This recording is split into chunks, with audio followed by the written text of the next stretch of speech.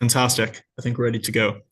So, hi everybody in person and watching this at some stage in the future, and welcome to a workshop on self-improvement in British parliamentary debating. So, just some basic notes on how this is going to operate. In terms of disclaimers, the first thing I want to say is there's just a lot of good content that already exists on this topic online. And so I don't want to retread old ground to a great extent. Ruben's debate prep has a good example of this, a good video that kind of goes start to finish. The Astana training bid by Jason Zhao, also good video, quite comprehensive, a lot of content in that, a lot of different ways that you can improve. And Manchester, as usual, have a great workshop on this. The second thing I want to say then is that this is going to be largely based on personal experience. Obviously, this is the main thing I can draw from. And so this might not be reflective of what everybody is going to experience in their self-improvement journey. Of course, there are various ways to skin a cat, albeit I would recommend doing it my way, which is not skinning cats, but indeed getting better at debating. So the bits I'm going to pull on specifically are two examples of... Yep. Perfect. We just have people entering the room. That's perfect. So yeah, what I'll be drawing on is two periods of self-improvement I've had. The first is between April and October of 2021. This is where I went from doing my first debating competition in BP to getting onto the Irish World Schools team. And the second is moving from May to August of 2024, where I went from a speaker who was doing all right in competitions, missing the break narrowly, that sort of stuff, to then going on and winning the European Debating Championships. That actually might be an important thing to cover just in terms of who I am. I thought that slide was earlier, perhaps I've skipped it, but my name's Andy. I am a second year in Trinity College Dublin. I speak for the College Historical Society, and over the summer I won the European Debating Championships alongside Martha McKinney-Perry running this workshop series. So yeah, that's just a basic introduction to myself, and I've kind of outlined to you what sort of experience I'll be drawing upon. Now I just want to give you a roadmap of where we're going today. So we'll be covering 5 things. Firstly, what you should be improving at. So what are the goals you should be setting? What are the sorts of skills you should be trying to sharpen? What are the sorts of intuitions that you should be taking out of this workshop overall? The second thing I want to point out is how you should isolate and measure your improvement. This is really important because often people try to improve or set themselves a goal of improving, but they're not actually sure exactly where they're going, or they start moving for a while and then they plateau and they're unaware of how to break that plateau. I'm going to talk very specifically about how you can identify where that plateau is and then move past it. And the third thing I want to talk about is a principle of quantity over quality in trying to get better. It seems counterintuitive because it's often the opposite, but I think that when it comes to debating improvement, it is often just the case that doing a hell of a lot of stuff is really, really important. And so here I just want to flag that if you take anything away from this workshop, it is that you do something after this workshop. So self-improvement is not watching a video of somebody explaining how to get better. It is doing the things that get better. And that means a lot of graft work. That's why, in the spirit of that, I kind of want to keep this workshop fairly to the point and brief and kind of get you into improvement as quickly as possible. The fourth thing we're going to talk about is how you can effectively learn from feedback, particularly in a conversation with judges, because often that can be frustrating for teams. What if I got rep calls out of a call that I should have got? What if I wasn't tracked properly? How can I actually take these individual pieces of feedback and turn it into a collective story of how I can improve? That's something that we'll be discussing. And the last thing I want to talk about is just a series of specific drills on how you can improve at particular aspects of debating. The reason why I've highlighted the middle 3 is that this is where I'm going to essentially add something that I think is missing, or not missing, but rather less emphasized in other workshops within this field. I think there's a lot of good workshops that give you extensive detail on what you should be improving on and what sorts of drills you should be using to improve, but perhaps there's less of an emphasis on some of the specific ways of improving I'm going to speak about, and also ways of benchmarking that improvement in particular. Okay, so without further ado, I'll just get straight into it. All right, so what should you be improving at? What you should be doing is essentially trying to find weaknesses and then trying to isolate the way in which those weaknesses manifest within your speaking style, and doing things which are necessary to remove those weaknesses and to replace them with strengths or to emphasize your strengths. Here, I just want to point to a few common sense ways that have already been outlined in a lot of different videos, but I think I can synthesize here to find out where you're doing badly and where you could do better. The first is to take your feedback and not just have it on individual pages or think about it as one-off rounds, but as an overarching story of your debating journey over a lot of different judges over a long period of time. For me in particular, what I do is at the time, I don't like to be whipping through a notebook and trying to sort through everything. I have a chat with the judge, genuinely just try to understand what they're thinking, and then voice record afterwards what they said in terms of feedback. Although I understand other people use notebooks. I see some today. I see people taking down stuff on docs. I think that's also a perfectly legitimate way to structure things. The idea behind this is that once you have a pattern of weaknesses, you can look back through them and say, has this come up more than one time? Has this come up in certain types of rounds that I've done previously? How can I incorporate this going forward? The second thing then is collecting data on past performances and driving insights through inference. So what this generally looks like, and I've seen this in very elaborate forms, is people having spreadsheets where on the one hand, they'll have the sorts of type of motion that they were doing, the position they were in, the main piece of feedback they had, and also maybe something like what round it was. Was it a break round? Was it what sort of points were you on at that point in time? And from that, even if you don't remember the specific feedback you got, you can see, well, I took a lot of thirds in OG, or I took a lot of fourths on rounds to do with economics is a common one, or I don't really know how to do narrative debates because every time they come up, I tend to fall off a cliff. And so these sorts of things, you can just look back through inference and find this out. Thirdly is just chatting with people who watch you frequently debate. So your partner, they probably have an idea of what sort of things you come up with in prep time, even if you might just get lucky enough to perform really well in a debate because everything just lands perfectly for you, and they'll see the sorts of shortcomings you have in your thought. This is true for coaches and friends. You can also record speeches and apply self-feedback. This is a common method which I myself employ all the time. Fifthly, watching other speeches on the same motion and comparing it to what other people did. Preferably, you should be watching top rooms if you can. Often it's impossible to do this because competitions don't have recordings, but where possible at things like majors or large competitions, particularly online ones, maybe like LSE Open or Doxbridge or any of these majors, you're able to do this. An example I saw recently is I was speaking in Princeton earlier on this year, and I absolutely got annihilated from OG on some motion about the law, and I had no idea what was going on. And so I just logged on to Top Room, and OG won that room, and they were very good. And I could just write down Matt Cato's mechanisms, and I was like, you know what? This all makes a hell of a lot of sense. So if you've missed a debate badly, that can point out you're doing different things to somebody. Even if you won as well, looking at what people in top rooms did can ensure that you're not just better than the people around you at your level, but you're also good in a general sense. The final thing is just attempting individual preps with motions. If you can't come up with a strategy within the first 2 minutes of prep as to how you're going to win the debate on your side, or it's very murky and you're having to fight with like your pen and you're having to talk to your partner, maybe this is a difficult motion and you should reflect on that. Okay, beyond that though, I just want to continue on what you could particularly be improving at. If you can't figure out in particular what you should be improving on, just pick something.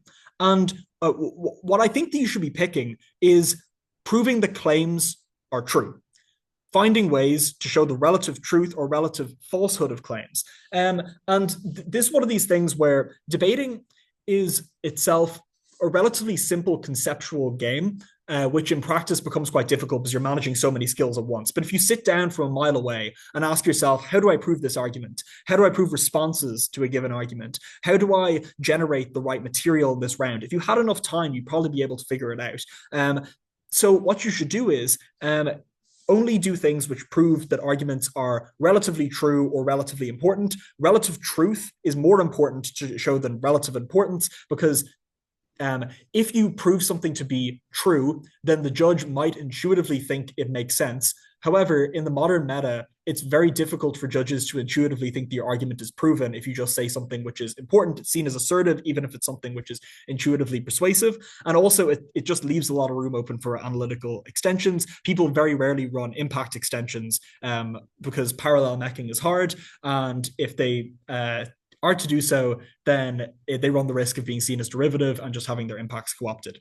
I call this kind of meching up a blind alley, which is sometimes if you're really in trouble, and this comes in cases where you just don't get the motion, which I'm sure you've had at certain points, just prove things which you think are true and prove them to the fullest extent. An example I have here is the Bristol Pro-Am round 3 that I did with Oisin Brown last year. Round 3 was some motion where we got faked out. We thought it was going to be about football because they played the World Cup theme, but it ended up being about like the monetary union between Argentina and Brazil. It was something else anyway. So we just started just spitting some of the craziest mechs you've ever heard, like stuff about like the coastline of Chile and about like Argentina's internal geography, stuff about Javier Milei's like Twitter account, like come up with good mechanisms and just prove things that you know about the world to be true. And then sometimes it just works out that you can have decent claims that are proven at the end, which can strategically be maneuvered. With that said, then, I think that that's pretty clear what you should be improving at. There are ways of ascertaining it, but often it can be difficult. And that's because being critical on yourself in the moment is hard, and also it can be overwhelming. If you look at those 6 methods I gave you there, you could do all 6 and realize, hey, they're giving me 6 different answers. What am I supposed to focus on? I'd say just focus on proving that things are true and proving that other things are not true, or happen in fewer or greater circumstances. It can get you a long way. And I'll talk more so about how you can do that specifically later, but in terms of focus, that's a good way to start. I've also realized I've skipped multiple slides through clicking. Maybe I'm being a little bit, a little bit slow on the click. Okay, so this is a bit dramatic. Abandon all style, ye who enter here. I'm not saying style is bad. I really like style. I've been accused of scamming. I prefer the term persuasion personally, but sure, look, I mean, whatever floats your boat. But I think that this just points to the overall idea that when you're improving, you can't focus on everything at once. You can't try to improve everything to do with your framing, to your meching, to your ability to strategically position your cases, your first speaking and your second speaking intuitions, all of this, it's just impossible. Your brain is going to melt, or else you're going to just end up getting too scared and revert back to what you were doing initially, which just doesn't allow you to move forward. So what I'd recommend is just giving up something from time to time and taking a risk on focusing on individual aspects in order to improve them. For me, that was style. And I'm going to explain some of the rationale why. And this is the second thing, which is about isolating and measuring improvement. It's generally intuitive that speeches have some sort of emphasis. So some speeches that you think about that are great ones, they don't prove everything at once. Think about the best speech you've seen. It probably had strong illustration, maybe good analysis at times in terms of mechanization and proving the right burdens, and it was weighed against other cases, or it had very strong responses, some good weighing and positioning, but perhaps lacked a little bit of like that top line illustration, that punch which gets people to cling onto a speech. It's very rare that you find a speech which does absolutely everything, and you shouldn't rely on it to win competitions. Instead, you should focus on individual strengths, and that means succumbing to weaknesses. And so don't be afraid to suck. Don't be afraid to not be able to actually give responses in a round. In a single whip speech, you can just stand up and weigh and frame for the entire speech in a practice round, in a spar, and just be willing to give up that speech in order to make sure you have those skills when you need them under pressure. And what I want to just kind of make this a bit more real, a bit more human. I'm talking about abstract speeches, the best one you've ever seen. I have no idea what that is. For me, maybe it's Lee Chin-wee's DLO in the World Semi-Final in 2020, but for other people, they have their own opinions. My personal experience of this is that when I got into college, after being in World Schools, which is a format which heavily emphasizes style, I felt that I was relying on style and not being able to actually prove things. I was just trying to pull smoke and mirrors and hoping that some judges would believe it, but I wasn't very good at framing or meching or things like that. So I thought the best way to do it was to become essentially a robot. I wouldn't call myself an artificial intelligence. The intelligence was sorely lacking at times throughout that development period. It's running some of the stupidest cases you've ever heard. But the more important point in this is that sometimes you need to abandon some of your strengths in order to shore up your weaknesses. For nearly a year, I basically spoke like a robot, and I think this isn't a bad thing in rounds that you're willing to lose. What I mean here is I'm going to prove X number of things in this speech, premise, explain, mech, impact. That's really boring to listen to, but the benefit of this is that it actually removes one of the greatest problems with self-improvement, which is you attempt something and you come in front of a different judge. They have different intuitions, and because of that, they judge you differently, even though you're doing the exact same thing. If you remove style, which tends to be the thing that actually blinds judges to whether or not you are performing relatively better or worse, or maybe biases one judge over another, if you're speaking debaterese and just going straight up like robot mode, then every judge is going to basically figure out the exact same weaknesses or exact same strengths, because those things tend to be much easier to track. So it's like, if you aren't giving responses to other teams, or if your weighing is wholly unpersuasive just on face, you can't give good enough reasons, then that's something which can be consistently tracked and allows you to actually create better data in the first instance. But also, if you're just focusing on being like a robot like that, it means that you can hone in on individual blocks of your speech as opposed to having them be a little bit more flowy, which tends to happen with style. And so this is something which allows you to, in my opinion, form a better understanding of where you're actually lacking and where you're better. Now, of course, this is not something you should do forever.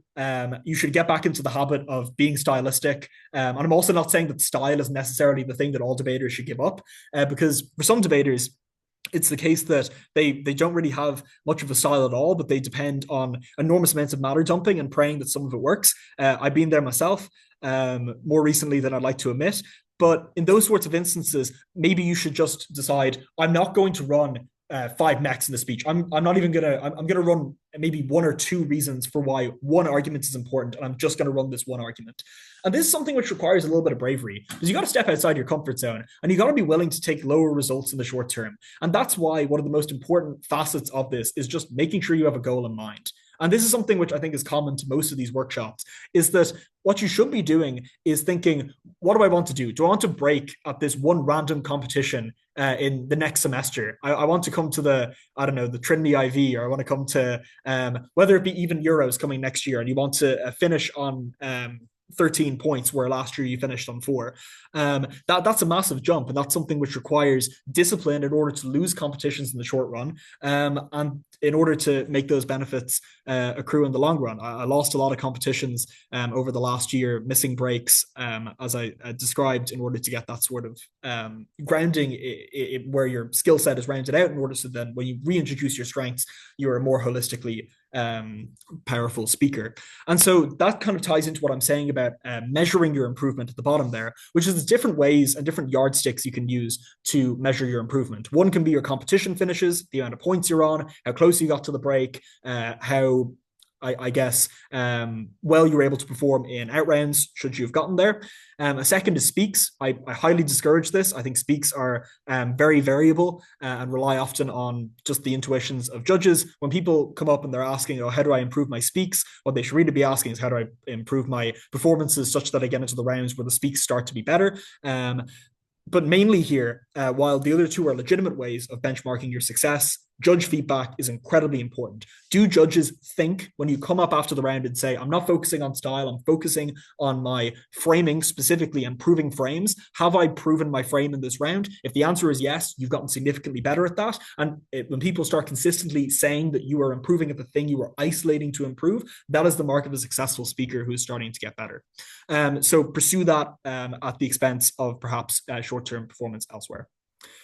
Right. So with that said, sometimes it's beneficial to reduce your reliance on other things that you should be doing within your speaking arsenal in order to shore up aspects of your game you're weaker at. Now, how do you improve them? The first thing I want to talk about here is just the idea of quantity over quality.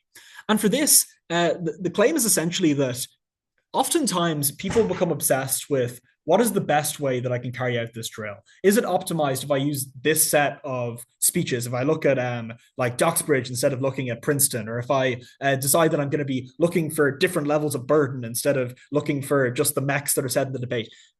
These sorts of high-level thoughts and strategic intuitions are fine, but basics win championships in 95% of cases. Most cases that are very good are literally just people doing the bare bones basics of identifying actors, coming up with their incentives, proving their capacity, and then talking about the scale. I mean, that just tends to be the vast majority of debating, and then refuting other people's accounts of that.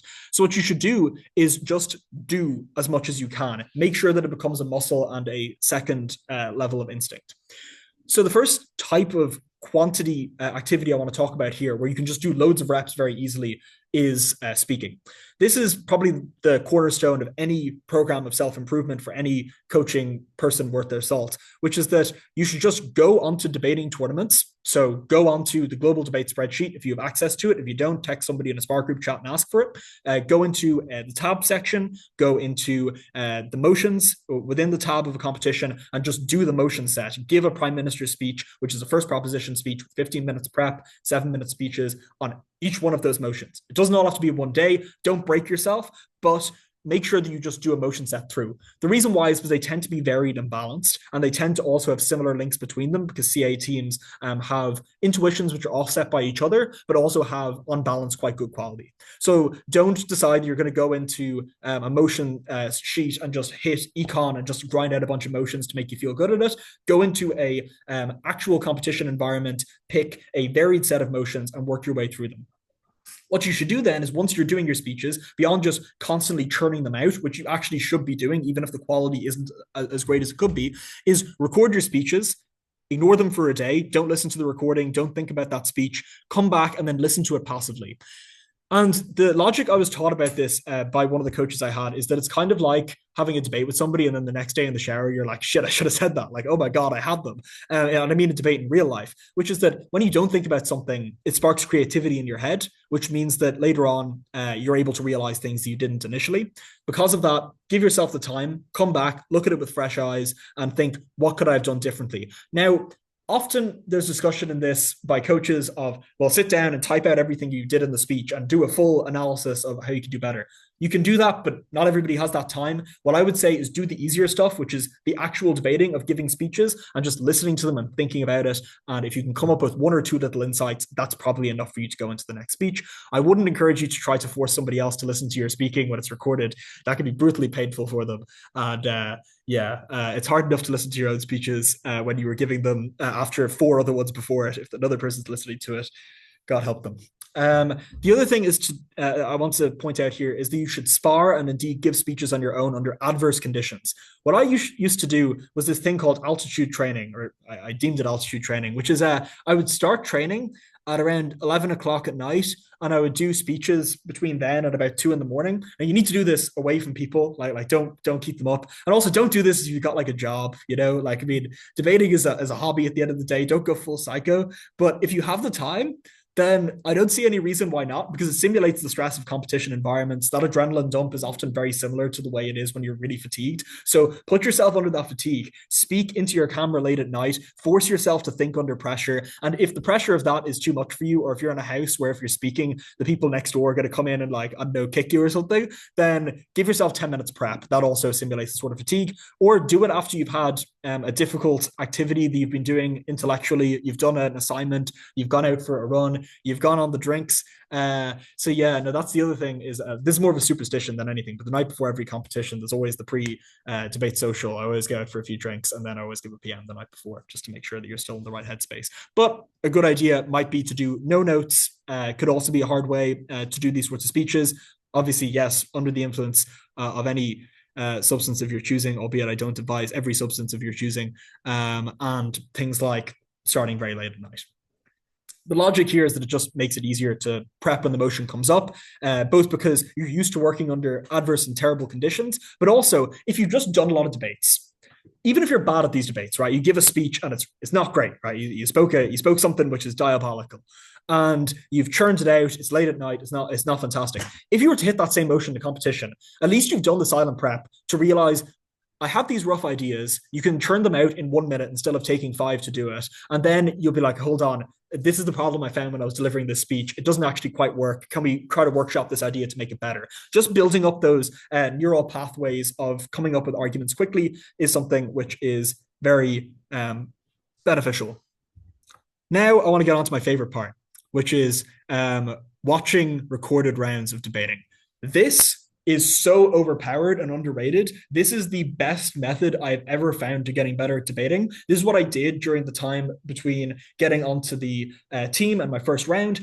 Literally just watch a ton of debates, as many as you can stomach. And by that, I don't mean like force yourself when you're trying to do things that are meaningful or valuable. What I mean is when you're sitting on the bus, instead of listening to Spotify, put on a debate, stick it in your pocket and just like play it. you know? And don't start any debate. Some debates are better than others. What I would recommend here is watching things like Doxbridge Worlds debates, particularly from 2022, 2021. The Manchester IV has some good recorded rounds. Semi-finals and finals over the last few years have been good. Obviously, EUDC, ABC, or ABP rather, PAUDC, and Worlds, all very good. Australs even has something to be said for BP itself. Usually finals are fun because they set kind of wacky motions. You don't need to force yourself to watch the grueling econ every time. If it's a long day and a tough night, and you're coming back from the bar or something, or you have an early morning the next day, you don't want to be watching the worst thing ever. Give yourself something relatively less painful, but watch a debate.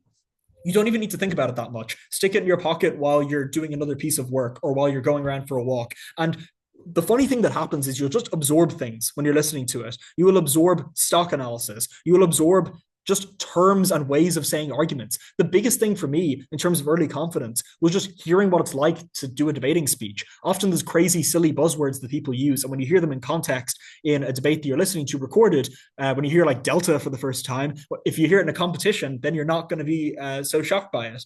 And so that's the sort of thing which I'd recommend. I watched a hilarious amount of them. I know people who've watched more. I've watched like I think I looked at my playlist, there's over 400. I'm happy to link the playlist for people who are watching this workshop. But genuinely, there's so many online. If you just look up BP debate and type in any of those search terms I've given there, you'll get good stuff. Here's something I want to emphasize, though. Do not underrate World Schools. World Schools debates are actually some of the best to watch because, firstly, they're stylistic insofar as they are based on styles and explicit criteria. Secondly, there's longer prep time for World School speakers than there are for BP speakers, particularly for recorded rounds, or sorry, rather for prepared rounds. For those prepared rounds as well, the coaches who are within a World Schools context, while people say, well, World Schools isn't applicable to BP, it's not true. The top World Schools coaches are overwhelmingly BP coaches, and so they often write the prep cases. Those prep cases will be very, very good. And I've given a couple examples there of very good World Schools teams like Canada 2021-22. They won the World Championships back-to-back. And India in 2018-2019, who lost the final in a great debate in 18 and then won it in 19. Watch those. They're great. And the stock from these is fantastic because these motions are often more simplified than the college ones. They're more archetypal motions. Rather than being somebody's PhD or something, they're very basic motions which people have come up over and over and over again, and they're the stock which people encounter in tougher rounds. And just to give an anecdote of this, in the EUDC quarterfinals this year, there was a crazy motion about, well, it wasn't crazy motion, it was just the intransigence threw us all in the moment. It was a difficult motion about the IMF. And when you look at that motion, often your head can melt. What we ran to get through and indeed win our round in CO was running a World Schools stock case taken from China versus India in 2018 Belt and Road Initiative debate. Still a classic, always a great one to watch. But it's as simple as that. Sometimes the easiest arguments, which are, I don't know, like this house believes China bad or something like this, which it's not an opinion I personally or professionally endorse, but it is one that in debating is very easy to hold. I'd say that just taking that sort of stock can be very good. Now, beyond that, talking about just the general benefit of these, I want to talk about some specific debates because often people in these workshops, they'll skim over quickly and say, well, look, there's some good rounds out there. Go and have a look. This is not an exhaustive list by any means, but these are just some good places to get started in terms of good rounds that are recorded online and good speeches that you can see. And these are archetypes of ways to perform tasks in BP. For modelling, I'd look at the Hardhouse IV 2022 final. OG, particularly the Prime Minister, are fantastic in that round. In terms of every team is fantastic in that round. It's one of the best recorded rounds I've ever seen. But it's a motion about a speculative AI technology which allows loved ones to be essentially represented after death, and OG's modeling kills most op pushes before they can start. This is not always a good strategy, but in that round it was, just to explain how this would realistically work, how political capital would allow us to make a policy work, and making it sound very reasonable, emotive, and something like the average informed voter would understand. That's a very good round to see. On selling and extension, the ADU Online Talon round 3 CO are really good. That's a round about COVID recovery and jobs, and whether we would prefer people to basically work from home forever. Everyone else is talking about the value of work and whether you'll be slightly more efficient or slightly less. The CO extension is essentially that a large amount of economic activity relies on people commuting on their way to work. And because they're not going to be doing this anymore, you're going to destroy large sections of the economy. And that's a way to insert a new extension and really take over ground in the debate.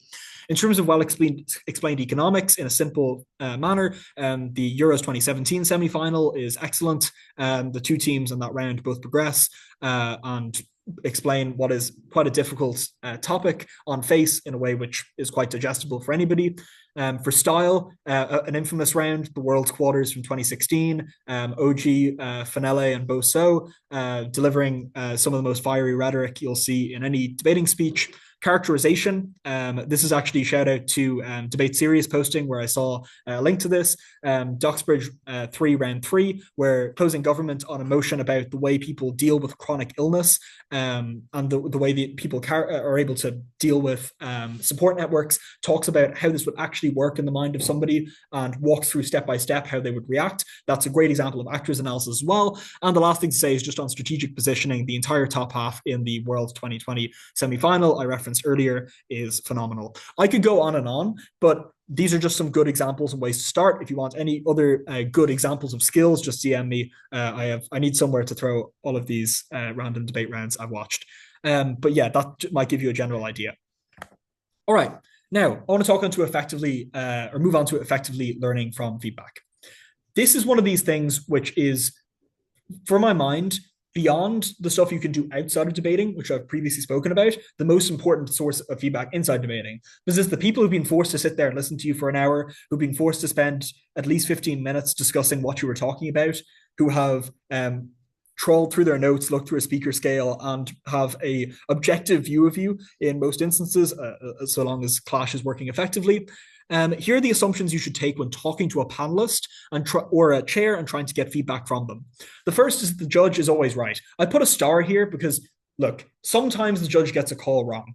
However, for me, I think this isn't good enough. Judging in BP is subjective to a large degree. People talk about how it can be made an objective sport. I don't see that as like an even I don't know, an intelligible viewpoint, considering it is a lot of nebulous terms at the bottom, like proof of analysis, or like how persuasive it was found, or how well the average intelligent voter would interact with it. These sorts of things cannot be quantified in simple ones and zeros. Because of that, if a panelist thinks you're wrong, firstly, they probably have a reason, and you should try to engage with that reason. Secondly, you're going to have to win those panelists over in the future. You're not going to have top chairs every single round who are going to understand everything. You're going to have people in particular rounds who have different understandings to debating as you. But also, thirdly, there's a high chance you're just incorrect and are being salty in the moment because it's very personal to lose a round. You're basically being told that something that you might have poured your heart and soul in speaking and your intellectual effort into doesn't make a lot of sense, and that can be bad. So beyond going into it with the mindset that the panelist is right and taking on what they're saying, pick the panelist who thinks the least of your team. If you came at a certain point in a debate and there was a split involving you, always ask who is dissenting on the split, or talk to the person who's in the majority. If there was a unanimous decision to put you in fourth, talk to the chair who had you in that position. If there's no clear person who had you lower than anybody else on the panel, talk to probably the most experienced panelist, but also make a strong effort to talk to every panelist, because every one of them has something that they can offer you, particularly in large competitions where panels tend to be stacked. So even, you're weighing in a random round will just be insane. So yeah, talk to the person who has the worst opinion of you, because they will have the most criticisms that you can then apply. And they'll probably have the same criticisms as the person who thinks you did better, plus more that you can factor in. In terms of pushing into rationale and discussing with them, don't be a dick. So don't be like, well, so what was the problem? This is something I see very often with panelists. I'll be like, oh, so what did you think of my speech? It's like, well, I don't think you hit this burden properly. And it's like, well, do you not think I hit it implicitly at this certain point? I mean, that at that point, the panelist is going to start getting defensive unless they're particularly confident in their call. It can turn into a whole mess. Ask, where did I fall short, and what could I have done better to make up for it? those are your questions. And you can keep asking follow-up questions, but they should be with a view to genuinely and charitably trying to understand where that panelist is coming from, rather than trying to change their mind. You will not change their mind. The ballot's submitted, and you will likely just put yourself in a worse position in later rounds, not just because of the classic thing of you might make them annoyed, but also because you just don't learn from that round and you never are able to improve. So be charitable, ask, what is the best possible version of this feedback? What is the worst possible version of the case that I'd given? And how do these two coincide? As a result, how can I improve going forward? As I say below, figuring out what would have won you the debate is very important. Don't blame it on the motion. Don't say, well, I mean, look, how could I have won this debate? There's no way, the CG doesn't exist. It likely does, unless it's a really bad motion, but that doesn't tend to be the case as much. I know there's a lot of talk about motion depth these days, but there's often creative ways to position your extensions, particularly in back half, to make sure that they work. So don't focus on the motion for that reason, but also don't focus on it because it's not generalizable. You probably won't get the same motion twice. If you do, you're probably not going to get it in the next major, because they tend to have new motion sets or large competitions. So because of that, ask yourself,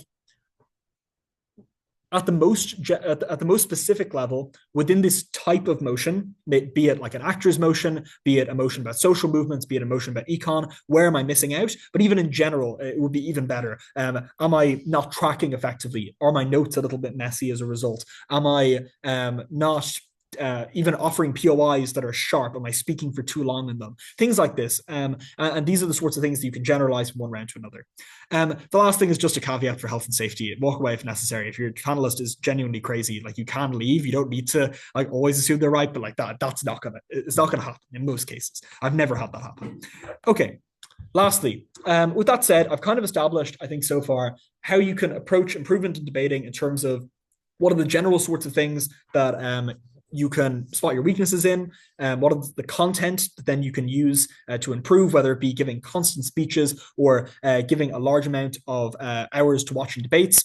I've also spoken about the ways in which you've been able to benchmark your performance and how you can speak to panelists. Now, just to wrap it up, some common different drills you can use to improve. There are, for the sake of this analysis, 3 different broad areas of debating that one can improve on. There is generating content, there is strategically positioning content, and there is delivering content. Because that content can be many different things. It can be frames, it can be mechs, it can be impacts, it can be loads of different things, but they all fall under the general idea of what things you need to come up with in a round and write down on your page before you say them. Then there is how you're able to explain why that as a collective chunk is better than other things in the debate conceptually. And of course, there's the way you deliver that. In terms of coming up with content, I just flagged 4 ways to generate content. None of the stuff from this point on is particularly novel, if anything before was, but this stuff is quite important. Firstly, I actually haven't seen this suggested, perhaps it's out there. Look at debatedata.io. On debatedata.io, they tend to have these like explainers of common arguments you can make. And these arguments are massively underanalyzed, as they have to be, because they're just short overviews. But look at the initial premise and then come up with as many mechs as you possibly can, just to try to prove that thing is true. This is not something that you should be doing in a speech, because just coming up with 15 reasons for why banning zoos would be good because you allow animals to be free is probably not the most strategically useful thing in that debate, but it can be handy to try to come up with general mechs that you can use in multiple rounds. Again, I say here, split it in terms of incentive, capacity, and scale for an individual actor. And also you can impose time limits to make it harder or easier for you depending on the context you're operating in. So you can decide that initially you're going to give yourself an infinite amount of time to come up with these reasons, and then over time you're going to cut it down to you have 15 minutes to come up with reasons, 10, 5, 2, and then literally write it out as you see the premise and get up to speak. You can maybe even work it down to the time where you have nothing written down and you're just spitballing them on the fly. Second thing, you can do response generation by looking at recorded speeches and coming up with, write down the structure of the speech in terms of premises, take each one, write down as many responses as you can to it. It's kind of the same as the previous thing, except it's just negative. It's coming up with reasons why things aren't true as opposed to why things are.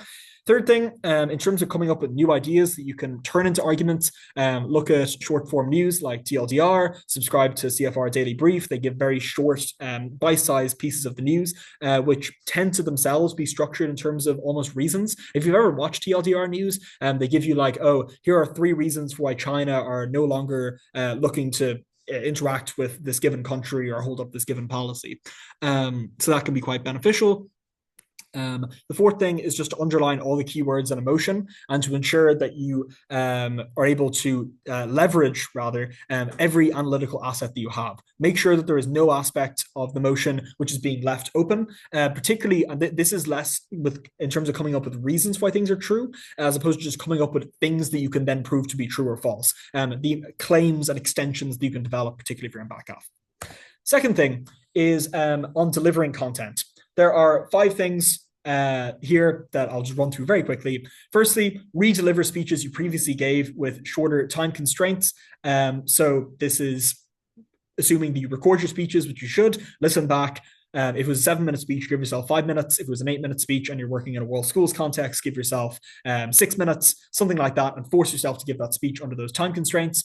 You should also, secondly, if one thing that you're struggling with is actually just capturing a room, giving something which is stylistically persuasive, spend 3 minutes of prep, writing out an intro and an outro, and you can shorten this down to over and over until now. Usually I write an intro when I'm walking up to the podium, and an outro is just a basic repetition of the intro with something added. What I'd recommend is giving yourself the time to get used to coming up with general intros or ways of conceptualizing introductions, which aren't just the cliched we stand for the single mother of 4 who has like 2 jobs, like that's not persuasive anymore. It's been used a million times over. I'm sure that those people as actors in debates are particularly persuasive, but coming up with new ways of phrasing things can be important.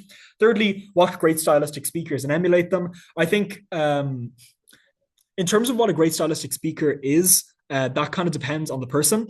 What I think the best piece of advice here is try to, when you're watching a lot of debates, pinpoint a speaker who you find is not just good stylistically, but good within the constraints of the style that you can manage. So like, I don't know, when I was first watching debates, I'd follow a speaker who I really, really liked, and I'd watch all the debates, basically. So I'd be, I don't know, one example might be Hamza, right? I'd be like, Hamza is a phenomenal speaker, but I'm not going to speak like Hamza, right? I mean, he's got a certain style that I just don't emulate through a wild matter dumping style. So I think that realizing that and tying yourself to a different speaker who you can emulate, who's stylistically strong, can be quite beneficial.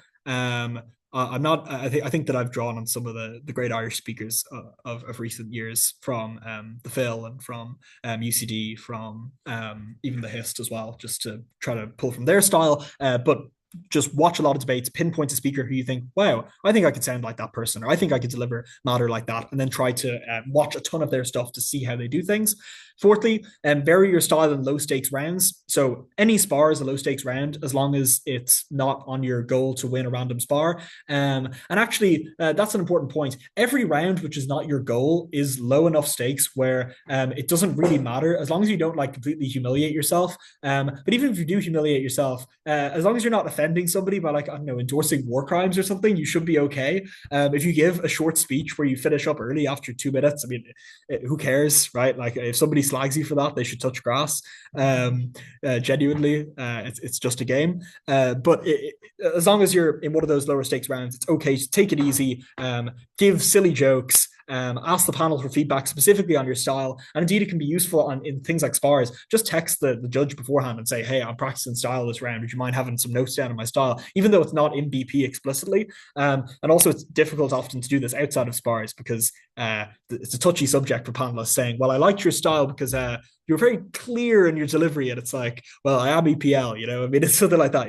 It's very difficult for somebody to articulate often the reasons why they like your style, but ask them about things like your use of examples, your use of jokes, stuff like this, And the fifth and final thing is to borrow phrases from literature. I did this, I think, I think my favorite example I was able to pull off of this was in the Euro semi this year, pulling on the old idiom of blood being thicker than water, trying to manipulate it into blood not being thicker than water, and damning nations in cold blood and all this sort of stuff. But I think that a better way of going about this is literally just watching regular media. You don't need to go back to, I don't know who came up with that phrase, but probably like a Shakespearean sort. You don't have to go over the top, but even common idioms can be very beneficial. That Team India team, who I highlighted earlier on, have excellent use of that sort of stuff. If you watch their Worlds final, they lost in 2018, talking about putting Saudi at an arm's length and taking an arm away from Saudi Arabia. Fantastic stuff, right? So that's the sort of stuff you should be able to emulate, or you should maybe try if you're confident enough. Last thing I want to cover then before I go into questions is drills that strategically position your case. There are just 4 quick things to say here. One, you can improve at tracking, because often tracking is the heart of knowing how to position. If you don't know what's going on in the debate, you don't know how to position your material. An easy way to do this is to track speakers at 2 times speed. Particularly, even if you're listening to one, you're finding them hard to follow. Maybe it's because they speak too fast. Maybe it's because they're from a different circuit and have like a different accent. It can just be a trivial reason why it's harder to understand somebody. Play it really quickly.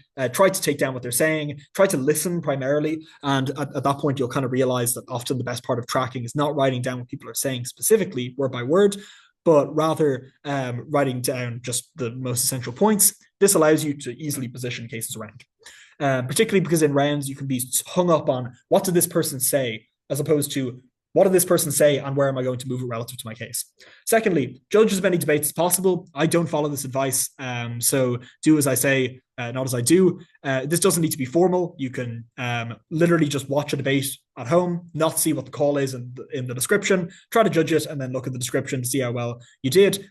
Even better if there's an OA recorded, but often that's not the case, unfortunately. I think that there's some on Room and Debate Prep where there's recordings of OAs. I think they're good places to start. Thirdly, discuss debating in the abstract with people. This can often be speaking partners who understand debating on a similar way to you, who are like equally nerdy and willing to give up their Friday nights over a drink to talk about opening deltas and manipulating frames, or I don't know what people do these days. I say that as if I'm a dino, but yeah, what you should do is try to find somebody and have a discussion with them about the way in which debating operates on an abstract level. What sort of cases would you run on this type of motion? Would you go broad and run many arguments here, or would you stay narrow to one frame? Would you analytically extend in multiple directions where you're filling in gaps, or would you bring novel content if an opening ran this? That's all extraordinarily abstract, but these conversations tend to be that way. And the final thing I would say is just long prep. This is looking at a motion, giving yourself ages to prepare it, as long as you want. Genuinely, you could be working on this case for months. I would not recommend that. You'll probably go crazy and not get much better. That's my case with the World Schools prep cases. If anybody's gone through those, it tends to be the case that you write so many drafts, you end up writing for the wrong side of the motion eventually. But I recommend just taking maybe a few hours, sitting down with the motion, working through all the arguments that could be run within that in a similar way to how CAs test motions, and then try to see how they position against each other. Just come up with a few weighing reasons for why your third or fourth claim that you came up with, your fifth argument, is better than your first or second. With that said, I hope that was useful, and I will now take any questions if there are any. But thanks very much. Okay, one question. Mm-hmm. You are improving in certain skill, mm-hmm. and you are thinking, okay, I'm pretty okay in that particular skill. Yep. And then you're moving to another skill, and you're improving on this another skill, and you are losing the first skill. This is what is happening very often. Okay. I have no constant feedback. My feedback is, oh, that was bad rebuttal, but good weighing. So next round, I'm focusing on rebuttal and not doing, and the feedback is good rebuttal. Yeah. I understand. Yeah. This type of thing. That's actually but you raise an excellent point. I definitely should have included this in speaking. The key to this is the length of time that you spend working with something that you're improving on. So one thing that anecdotally myself and Martha did during the prep seasons, we realized we're quite bad at CG. We weren't getting any results there. And so what we did is for about 2 months, we just did CG pretty much in every single spar, in as many competitions as we could. And we would just do CG. If we were prepping, we'd like, I don't know, we'd find a way to do CG no matter what. And so that allows you to make improvements where they stick. So if you're doing if you have a bad round in CG in a competition, then you do one in CG, then your next round is 0-0, and then you're not really focusing on it. Or if indeed, as you say, you're focusing on rebuttal in one round, and you're weighing, they're like, where's the weighing? Then the next round you're going back to that. It can be hard. But if you build for a very long period of time, it tends to be the case that it sticks in. So if you spend, like for me, it was a long process with style. Like I gave up style. I say giving up, I don't even know if that's possible, but to the extent that it is possible, I gave up style for nearly a year just to focus on getting better at coming up with mechanisms. And now I'm bringing back style so that I can get better at like having real world cases that don't sound like they're completely fake. So for your instance, I would say that if you're giving speeches in second, then I would recommend giving second speeches in spars literally for maybe a month that only focus on rebuttal. Don't give a single piece of weighing. You will lose a lot of rounds. You will, like it'll be tough and it'll be brutal. Your feet, but tell your panelists in those spars, I'm not doing weighing right now. And even in competitions, you can do that as well and say, no, the weighing, whatever. I understand I was bad at that. And often you can start your discussions with panelists by saying, a lot of the top speakers I've seen have done this. I know that this is the big thing that I was doing badly. That's intentional. I understand the call is correct, but outside of that, what about this particular piece of my speech? They may be tempted just to say, oh, great, fantastic. But if you do it with people who you honestly know and trust, then they'll probably give you that sort of feedback. I hope that answers your question. Do you have any further? All right, perfect. So yeah, just doing it over a long period of time means that it becomes muscle memory. It means that you're less likely to lose it very quickly. In that way, it's very similar to things like, performance in athletic disciplines or in like where you see players who'll be playing a sport, they'll have an ACL injury, they'll be out for 2 years, but then they'll come back and they'll very quickly be able to pick it up again. It's just because it's embedded in their brain. Whereas if you're, I don't know much about football, but let's just say that you're very bad at like sending corners into the box, and now you're that this metaphor is going to go nowhere. Maybe you're in like the gym and you're bad at like doing hamstring curls, and now you're just focusing on hamstring curls for a day because you had one bad day, and then you go back to like squats, and then it's just no longer working for you in the hamstring curls. Maybe I picked too sporty a metaphor, I don't know. But you get the idea that I'm talking about. If you're focusing on one particular thing for a short period of time after focusing on another thing for another short period of time, neither one will stick. Focus for a long period and then build. Any other questions? Yep. How best do you utilize having a long-term part with self-improvement? That's a very good question. So the benefit of having a long-term partner, firstly on face, is that you get the best feedback from them on the things that you can improve on. So they understand your strengths and weaknesses. They see trends, not individual data points. They've been with you in rounds where you couldn't generate anything in a tough room, whereas your opening has taken the material, and they've also been with you on the same type of motion in a different round where it's been easy to do so. So trusting them as a close critic of the things that you're doing is beneficial. The second thing is that because debating is a team game rather than an individual one, you're able to practice team dynamics as a form of collective self-improvement over time.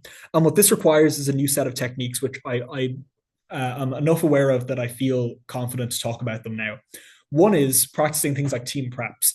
That's something that you can rep out and drill. Motion breaking and spending time interacting with a partner, having similar sorts of motions and coming up with arguments for them over a prolonged period of time, sitting down and just doing 20 motions in a day where you give yourself 3 minutes for each motion can be something which is very good. Alternatively, you can have people watch your prep and understand how you interact with each other and find a way to improve that incrementally over time. Additionally, you realize that even though you self-improve, you can only self-improve so much. You can't become perfect at everything. You will always have some weaknesses. And so you can find ways to coordinate your self-improvement with your partner so that while they're working on one thing, you're working on another. Myself and Martha did this ourselves, which is while I was working very, very heavily on meching, but my impacting was like non-existent. Martha was working phenomenally hard on illustration in second. And so that meant that our two styles were able to complement each other and that we were improving in tandem. So even if my individual speaking wasn't getting better, as a team, you're getting better. So there are three kind of quick things is one, being able to prep together, two, having somebody who is able to criticize you, and thirdly, being able to offset each other's weaknesses in a meaningful way. If I come up with anything else, I will pop it down in the comment section to this when it goes up on YouTube. But that's just, yeah, my initial thoughts on that. Any other questions? If there's no others, perfect. If anybody has any questions watching this later on, just DM me on Messenger. I think I said that in one of the previous slides, which is just often it can be beneficial to get advice from people. If you don't have a partner in your institution who is able to discuss debating with you, or you don't have a coach, then just it's often a good idea to reach out to people. I've been extraordinarily lucky that a lot of people have been willing to help in the debating community. It's also fantastic that there are things like spar group chats where you can get in and get in front of good judges, even if you don't have a real institution, if you just decide you're going to fill in on a minute's notice. And if you need that sort of help or a hand, reach out there. And I will, at least for a while after this is uploaded, be looking at the comments and at regular intervals, kind of leaving different feedback if people have questions. Otherwise, thanks very much for attending. And the note I'd like to finish on is that going to workshops doesn't constitute improvement in debating. It's a start, but this workshop is, to the extent it will be heard by anybody, is still shouting into the void if the thing that happens after this is watching another workshop and then not going and implementing that thing in debating. So best of luck with all future rounds and finding ways to hone your craft and improve your skills. Thank you very much.